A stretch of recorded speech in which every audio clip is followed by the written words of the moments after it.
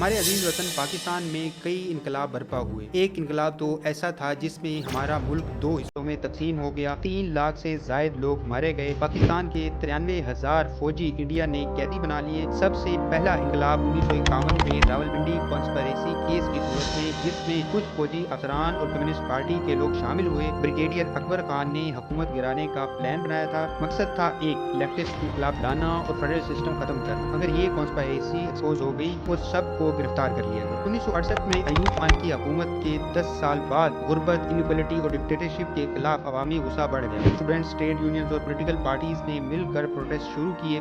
National wide strikes और धरने हुए। आखिरकार 1969 में अयूब खान ने इस्तीफा दिया और पावर जनरल याह्या खान को मिल गई। ये पाकिस्तान की पहली महज अवामी इनकलाबी तहरीक थी जो डिक्टेटर को गिराने में कामयाब रही। 1977 में जुल्फकार अली भुट्टो के अगेंस्ट तमाम जमातों ने मिलकर निजाम मुस्तफा के नाम से एक तहरीक चलाई। इसका फायदा जनरल ज़ियाउल हक ने उठाया और जुलाई 1977 में मार्शल लॉ लगा दिया। फिर 2007 में मशहूर ज़माना लॉयर मूवमेंट परवेज मुशर्रफ के अगेंस्ट चली, जब उसने गैर कानूनी तौर पर इफ्तिखार चौधरी को हटाया।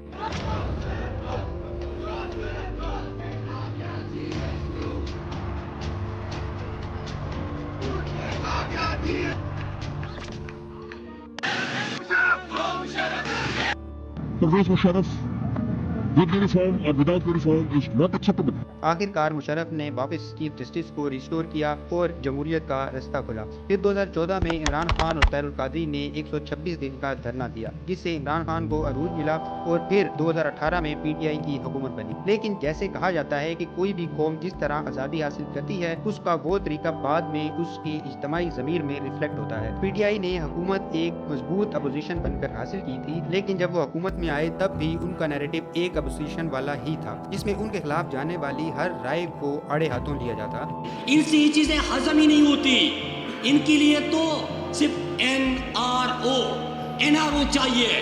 और ये जो साहब खड़े हैं ना, ये कल मेरी मिन्नतें कर रहे थे, मैं अपना काम करा दे। प्लीज कल बैठे मेरी मिन्नतें। जी कंटिन्यू कंटिन्यू नंबर टांग रहे हैं हमारा एड्रेस तो। अच्छा, और मेरे वालिद साहब जब काफिले के सदर थे, सबसे पहले ये टिकट लेने आया था। भारत में एक माफिया को शिकस्त दी, उस तरह जेलम में भी हमने एक माफिया को शिकस्त दी। और यही बात फाइनली 9 मई की सूरत में पीटीआई के डाउनफॉल का सबब बनी। 9 मई के बाद पीटीआई के साथ जो कुछ हुआ वो किसी तरह से भी जस्टिफाइड नहीं है, लेकिन पीटीआई के कुछ हलकों में पाया जाने वाला एक्सट्रीम एलिमेंट जिसमें को एग्जिस्टेंस का तस्वुर नहीं है, वो भी खतरनाक है। दोस्तों, किसी भी मुल्क में जो तब्दीली एकदम से आती है वो कभी भी खुशहाली की अलामत नहीं होती। बहुत से लोग पाकिस्तान में ख्वाहिश रखते हैं कि हम रात को सोएं और सुबह पाकिस्तान में इनकलाब बर्पा हो जाए, जो इस्टेब्लिश सिस्टम है उसको तबाह करते हैं, क्योंकि ये सिस्टम हमारे हकूक को पामाल करता है। दोस्तों, अपने हकूक के बारे में सोचना और उसके लिए जदोजहद करना किसी जहाज से कम नहीं है, लेकिन कोई भी मुस्तहकम और देर पा तब्दीली एकदम से नहीं आ जाती। पाकिस्तान में अक्सर लोग जो अपने आप को पाकिस्तान की आइडेंटिटी से नहीं जोड़ पाते, पाकिस्तान की हर चीज को गाली देते हैं। कोई भी खराबी हो उस पर तनकीद इस तरह करते हैं जैसे वो इस मुल्क से किसी तरह का बदला उतार रहे हो। ऐसे लोग हर बुराई को वेस्ट की अच्छाई से कंपेयर करते हैं। लेकिन आप खुद सोचें, क्या अमेरिका में जो सिस्टम है वो एक दिन में किसी इनकलाब का नतीजा है? अमेरिका 1776 में आजाद हुआ था और क्या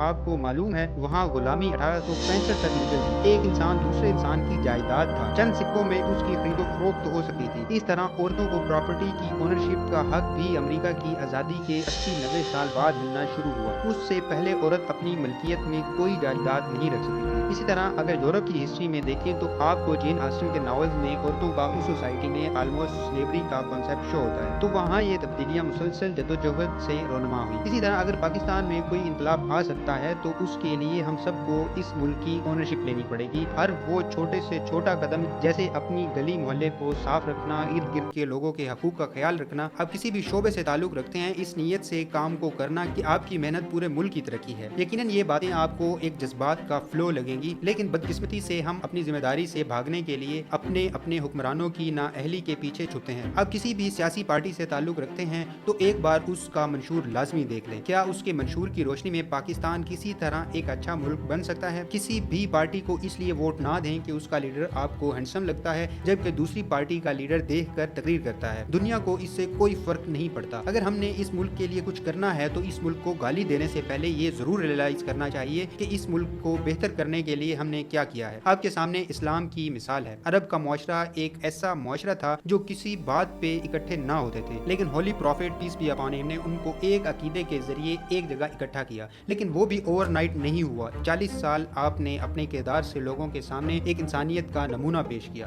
یہ نبوت سے پہلے تھا کہ حجر اسود کو نصب کرنے کا اختلاف آپ نے اپنی ذہانت سے سالو کیا، اور 40 سال کی عمر میں جب وحی نازل ہوئی اور انہوں نے لوگوں کو دین کی طرف راغب کرنے کی کوشش کی تو سارا معاشرہ ان کے خلاف اٹھ کھڑا ہوا۔ جب طائف کے لوگوں نے ان پر اتنے مظالم ڈھائے کہ جوتے خون سے بھر گئے، لیکن ان پر بھی آپ نے خدا کا عذاب یہ کہہ کر روکا کہ یہ نہیں جانتے میں کون ہوں۔ اگر آپ اس ہستی کے ماننے والے ہیں تو آپ کو ضرور معلوم ہونا چاہیے کہ اگر ان کو ایک بگڑے معاشرے کو سدھارنے کے لیے 63 سال لگے ہیں تو ہمیں ایک دن کا انقلاب کیسے ترقی دلوا سکتا ہے۔ Holy prophet peace be upon him نے اس معاشرے کو اپنایا، اس لیے ہمیں بھی پہلے اس ملک کو اپنانے کی ضرورت ہے، پھر ہی دوسرا سٹیپ آتا ہے۔ اگر ان باتوں نے آپ کو کچھ سوچنے پر مجبور کیا ہے تو ہمارا مقصد وہی تھا۔ مزید اگر ہماری کسی بات سے آپ کو اختلاف ہو یا آپ کی کوئی رائے ہو تو اس سے ہمیں ضرور آگاہ کیجیے گا۔ آج کے لیے اجازت، اپنا خیال رکھیے گا۔ Stay safe, stay healthy.